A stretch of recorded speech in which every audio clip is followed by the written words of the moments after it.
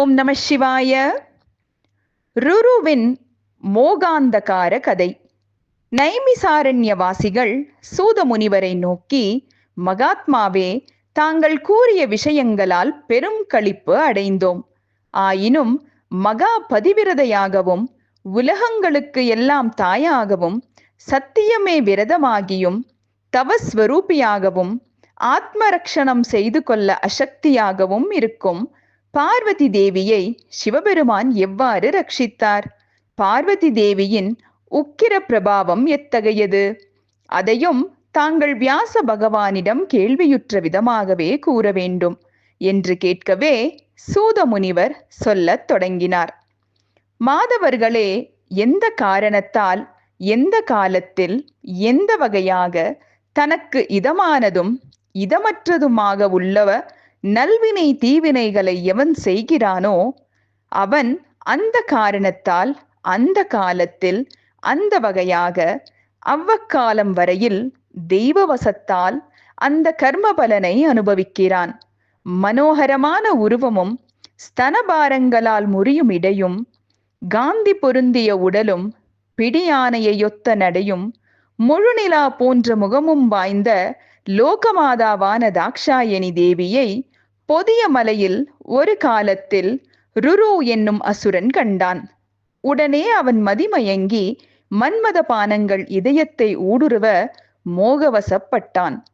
அதனால் அவன் தன் தாபம் தீர தவம் செய்ய நிச்சயித்தான்.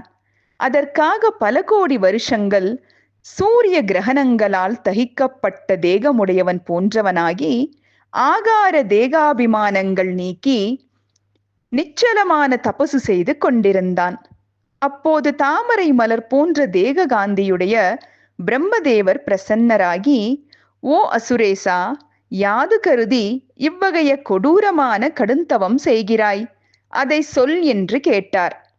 அதனால் ருரு தியான யோகத்தால் அரைக்கண் மூடிக்கொண்டு இருப்பவனாயிருந்து, சதுர்முக பிதாவே, பேரழகியாயிருக்கும் தாக்ஷாயணி எனக்கு மனைவியாக வேண்டும். சிவபெருமான் என்னிடத்தில் விருப்பம் உடையவராய் இருக்க வேண்டும்.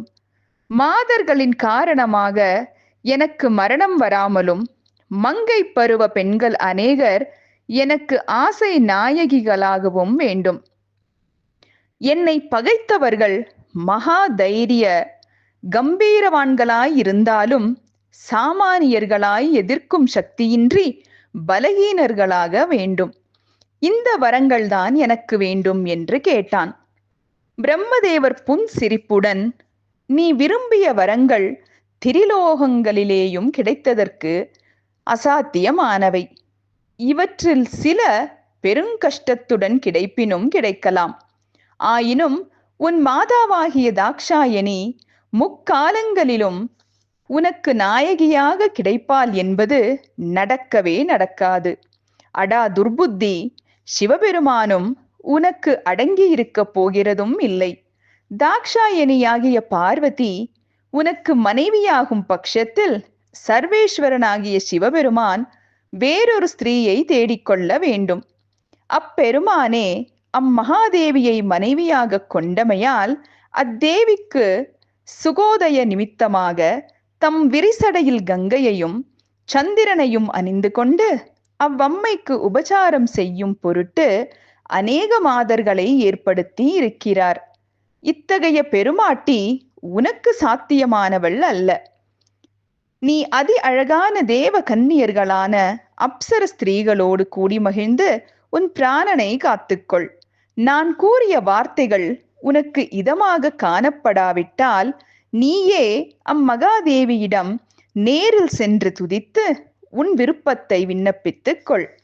அப்பொழுதே காலராத்திரியான தாக்ஷாயணியும் திரிபுராரியான சிவபெருமானும் உன்னை சங்கரித்து விடுவார்கள் என்று கூறி அந்தர்த்தானம் ஆனார்.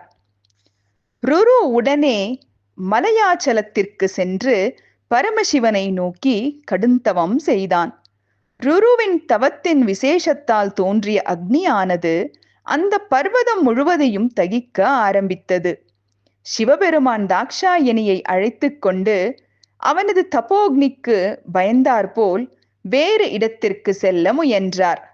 அப்போது பார்வதி தேவி, சுவாமி, என்ன காரணமாக இப்பொழுது இவ்விடம் விட்டு செல்கிறீர்கள்? லோகநாயகரான தங்களால் இவ்வக்னியை அடக்க முடியாதா? அவ்வாறு அடக்கிவிட்டால் வேறு இடத்திற்கு செல்வானேன்? இதன் உண்மையை சொல்லுங்கள் என்று கேட்டாள். அதற்கு சிவபெருமான், ஓ பிரியநாயகி, ருரு என்னும் அசுரன் உன்னை மனைவியாக அடைய கருதி உக்கிரமான தவம் செய்கிறான். அவன் தவத்தால் எழுந்த தபோ அக்னி திரிலோகங்களையும் கொளுத்துகிறது. நான் அதை நிவாரணம் செய்து திரிலோகத்திலும் உள்ள சராச்சரங்களையும் காத்து ஆத்ம ரக்ஷணம் செய்து கொள்ளலாம். என் மீது கோபம் கொள்ள வேண்டாம். நீ வேற்றுருவெடுத்து அவனிடம் சென்று அவன் தவத்தை அழிக்க வேண்டும் என்று கூறினார். பார்வதி தேவி அதை கேட்டு முதலில் அச்சமுற்று உடனே ஆத்திரமும் தைரியமும் கொண்டு பெரும் கோபத்துடன் பொதிய மலையின் வனத்திற்கு சென்றாள். அங்கு தேவி ஒரு யானை மத்தகத்தை கைமுஷ்டியால் உடைத்து அதன் தோலை உரித்து அதன் சருமத்தை போர்த்தி கொண்டாள். பல யானைகளை கொன்று புசித்து உடல் முழுவதும் உதிரமயமாயிருக்கும் சிங்கம் ஒன்றை கண்டு அதை விளையாட்டாக கொன்று அதன் தோலை உடையாக அணிந்து சிங்கத்தின் இரத்தத்தை தன் கூந்தல் முழுதும் தடவி சிவக்கச் செய்து கொண்டாள். பெரு வயிற்றுடன் விகார ரூபம் எடுத்து அண்டமுகடு பிளவுறதக்க அநேக ஹூங்காரம் செய்து கொண்டு அவ்வசுரன் இருக்கும் குகையை அணுகினாள். தன் பாதங்களாலும் கைமுஷ்டிகளாலும் அக்குகையை அடைந்திருந்த கதவை உடைத்து ஹஹஹா என்று அட்டகாசமாக சிரித்து பிரளயகால மேககோஷம் போல கர்ஜித்தாள். ஓம் நம சிவாய.